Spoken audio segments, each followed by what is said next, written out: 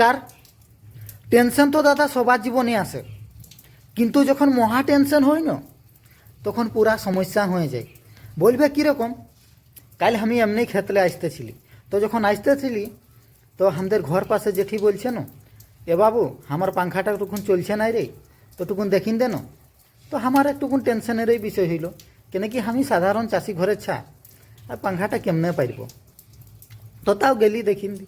তো জানো এখন বৃষ্টির দিনে তার ফারে টুকুন কার্বন হই, তো আমি টুপিনটাই দেখলি তো ওথা টুকুন কার্বন হয়েছিল, তো আমি জেঠিক বললি এ জেঠি তো টুপিনটা চেঞ্জ করতে হবে। আর হাই দেখো এমন একটা টুপিন আমি লাগান দিলি। তারপরের দিন দাদা সকালে জানি নাই কে কি বলল, গোটা গাঁটা ভাইরাল হয়ে গেল আমি নাকি পাংখা সরিয়াতে পারি। তারপরে হাই দেখো আমার ঘরটা পুরা ভরিন যায়ছে পাংখায়। এরপরে আমি কি করব কিছুই বুঝতে নাই পারছি।